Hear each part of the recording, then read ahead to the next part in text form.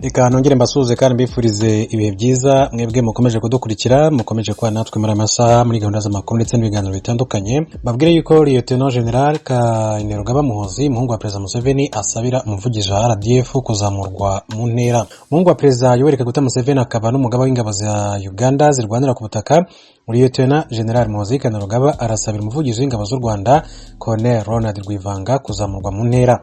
Mu butumwa bubiri yanyujije kuri Twitter kuri wa 18 Mata 2022, General Kainerugaba yavuze ko azi ubuhanga kuri Colonel Ronald Rwivanga kuva muri Kisubi muri Uganda.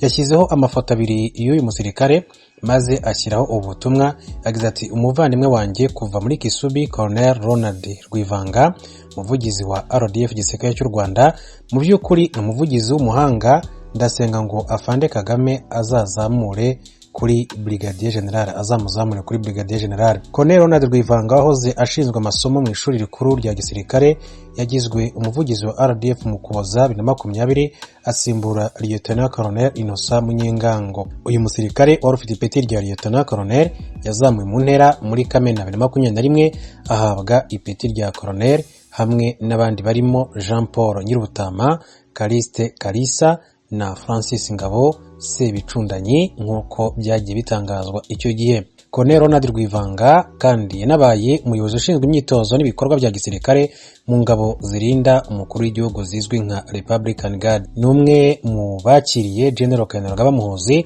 ubwo yazaga mu Rwanda tariki ya 14 Werurwe 2022 kuganira na Perezida Paul Kagame, umubano w'ibihugu byombi. Mu yandi makuru, Valentine Rugwabiza yatangiye ku mugaragaro inshingano ze zo kuyobora MINUSCA nk'uko amakuru atugera bivuga. Kuri wa mbere tariki ya 18 Mata 2022, umunyarwandakazi Valentine Rugwabiza, intumwa idasanzwe y'umuryango mukuru w'umuryango w'abibumbye muri Central Africa, ari nawe ugiye kuyobora ubutumwa bw'umuryango bwo kubungabunga amahoro MINUSCA, yatangiye inshingano ze ku mugaragaro nyuma yo gusesekara ibanga ku cyumweru tariki ya 17 Mata. Kuri wa mbere nibwo Rugwabiza wahoze uhagarariye u Rwanda mu muryango w'abibumbye yatangiye inshingano ze, agenzura ingabo agiye kuyobora umuhango wo kumuha ikaze. Umunyamabanga mukuru wungirije umuryango w'abibumbye ushinzwe ibikorwa byo kubungabunga amahoro, umufaransa Jean Pierre Lacroix, yifurije Valentine Rugwabiza kuzasohoza inshingano ze neza. Abinyujije kuri Twitter ugenekereje mu Kinyarwanda, Jean Paul Lacroix yagize ati: nifurije gutsinda Valentine Rugwabiza, intumwa nshya idasanzwe y'umunyamabanga mukuru muri Central Africa n'umuyobozi wa MINUSCA. Uruhare rwe ruzaba ingenzi mu kurinda abaturage, gushimangira ubushobozi bw'igihugu no gufasha kubaka amahoro arambye. Nk'uko twabagejejeho mu nkuru yacu iheruka, Valentine Rugwabiza yasimbuye kuri uyu mwanya umunya Senegal Mankeur Ndiaye utarorohewe na gato mu myaka igera kuri 3 yamaze ku buyobozi bwa MINUSCA, aho yagiye agongana n'ubuyobozi bw'iki gihugu ndetse n'abafatanyabikorwa bacyo b'Abarusiya. Umuryango w'abibumbye ukaba ukunze gushinja aba Barusiya gukora ibyaha byo guhotera abaturage muri Central Africa kandi ukananizwa mu kubikoraho iperereza. Ni ikibazo yitezwe gushakira umuti bitewe n'umubano mwiza usanzwe hagati y'igihugu cya Central Africa n'igihugu cye cy'u Rwanda, kinafite inshingano nyinshi cyane muri MINUSCA zirimo n'izirinda umukuru w'igihugu. Hagati aho, guhera ku itariki ya 1 Werurwe, MINUSCA yatangije igikorwa cyo kwigarurira amajyaruguru y'uburengerazuba bwa Central Africa cyiswe Zia Siriri ni Akomande, bisobanuye reka amahoro aganze. Iki gikorwa kigamije kwerekana ko MINUSCA ihari kugabanya imbaraga z'imitwe yitwaje intwaro, kuyirwanya igihe bibaye ngombwa, kugabanya ingaruka z'ibikoresho biturika, hagamijwe gushimangira umutekano w'abasivili ndetse no gushyiraho uburyo bunoze bwo gutanga imfashanyo. Tujye mu gihugu cya Ukraine, mbabwire ko Perezida Volodymyr Zelensky yababajwe bikomeye cyane na Macron wanze kuvuga ko Uburusiya buri gukora jenoside muri Ukraine. Perezida wa Repubulika ya Ukraine Volodymyr Zelensky yatangaje ko yababajwe bikomeye cyane mugenzi we w'Ubufaransa Emmanuel Macron wanze kwerura ngo avuge ko Uburusiya burimo gukora jenoside mu gihugu cye. Kuri CNN, Perezida Volodymyr Zelensky yatangaje byinshi cyane.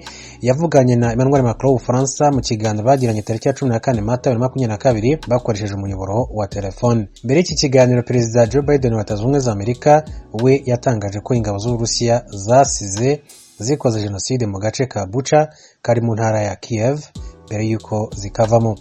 ariko perezida Emmanuel Macron we ngo yanze gukoresha iyi nyito, bituma Volodymyr Zelensky amusaba kuzajya muri Ukraine akirebera ibihabera kugira ngo abone kubyemera. Ati namubwiye ko nshaka ko yumva ko iyi atari intambara ahubwo nta kindi kitari jenoside, azaza arebe. Ati ndizera ko azabyumva. Umukuru w'igihugu yavuze ko yabajwe cyane no kuba perezida Emmanuel Macron w'Ubufaransa yaranze gukoresha iyi mvugo. Ati byaratubabaje cyane, ariko perezida Macron mu kiganiro yari yagiriye kuri televiziyo y'Ubufaransa yari yavuze ko impamvu we adakoresha inyito ya jenoside nka Biden ari uko ubusanzwe ari urwego mpuzamahanga ruyemeza. Yavuze kandi ko mu gihe uru rwego rwakwemeza ko ari jenoside byasaba ko ruha ibihugu biruhuriyeho uburenganzira bwo kujya kuyihagarika. Ati ibaye ari jenoside ibihugu byemeza ko ari jenoside byasabwa kujya kuyihagarika. Perezida Volodymyr Zelensky asa n'uwigarura, abona ko kwirinda gukoresha iyi nyito kwa Emmanuel Macron kwaba guterwa n'uko yaba ashaka ko Uburusiya bwemera kujya mu biganiro byatuma guhagarika intambara igiye kumara amezi 2. Mwaramutse Frederic, mwaramutse abaduteze amatwi. Turayahera mu yavuga ku mugabane wa Afrika. Perezida wa Afrika Cyril Ramaphosa ejo kuwa mbere yaratangaje ko igihugu kiri mu bihe by'ibyago byatewe n'imyuzure y'imvura yateye mu buseruko bw'ico gihugu. Aragabisha ko kongera kubaka ibyasambuwe bizotwara igihe kitari gito. Perezida Ramaphosa avuga ko igihugu kiri mu bihe bisaba ibikorwa byinshi kuko ubuzima, amagara hamwe no kubaho neza kw'ibihumbi by'abanyagihugu bikiri mu kaga. Ikivuko ca Durban ni kimwe mu bivuko bicamwo ibidandazwa byinshi ku mugabane wa Afrika kandi gifitiye akamaro kanini ico gihugu caronekaye cyane bishemeye. Abantu hafi 443 barahasize ubuzima, abandi 48 baburirwa irengero mu micungararo y'igisagara ca Durban. Mu gatondo kejo kuwa mbere igisirikare cavuze ko abaco ibihumbi 10 barungitswe gufasha kugarukana umuyaga nkuba hamwe n'amazi ndetse no kurondera abatarabonerwa irengero. Perezida Ramaphosa avuga ko abantu ibihumbi 40 batagira aho bakika umusaya, amashuri arenga 600 hamwe n'amavuriro 66 byononekaye cyane.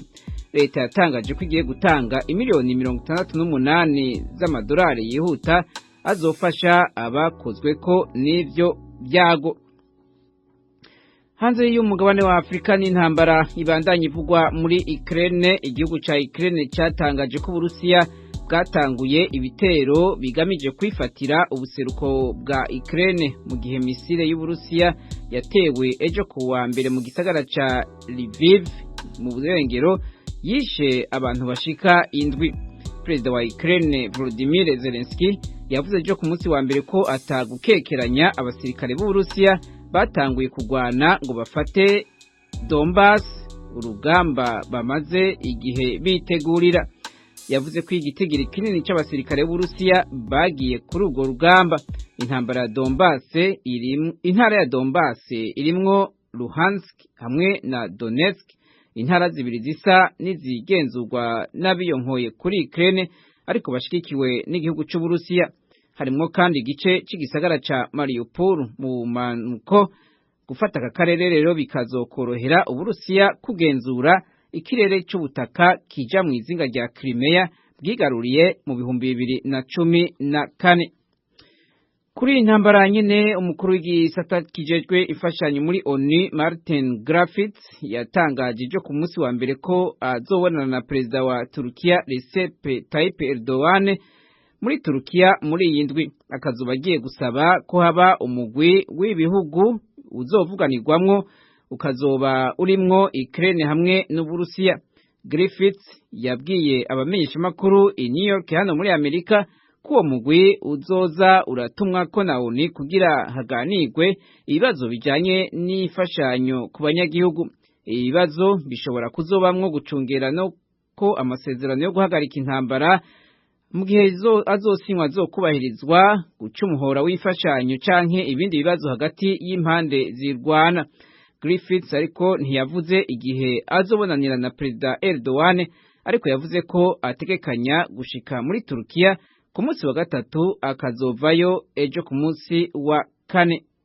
Ayavugwa hanze y'umugabane wa Afrika kandi ni muri Yemen. Ishirahamwe mpuzamakungu ONU rivuga ko abaroberi b'abahuti muri ico gihugu bemeye gukura abana b'abasirikare mu bagwanyi babo.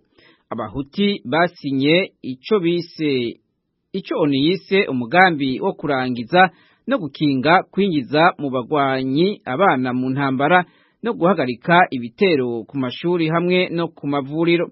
Umuvugizi wa ONU yavuze ko abaroberi biyemeje gutororokanya abana bari mu nteko zabo no kubarekura mu mezi atarenze 6. Abahuti bavuga ko aya masezerano ari umugambi wo gukingira abana bato, nayo ONU ikavuga ko leta ya Yemen yo yemewe n'amakungu yaremeye ko gusinya aya masezerano kuva mu 2014. Abana baharugwa mu bihumbi nibo bamaze imyaka 7 barwana intambara ku mpande zibiri zihanganye muri ico gihugu ca Yemen.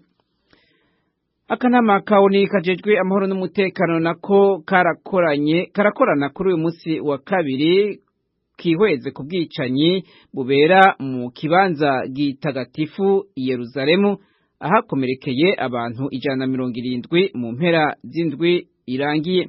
Amakuru ava mu badiplomate bo muri ONU bavuze ko iyi nama yatumwe ko n'Ubushinwa, Ubufaransa, Emira z'Abarabu Zunze Ubumwe, Norvege hamwe na Ireland. Ni inama ibera mu mwiherero kandi tumwe ko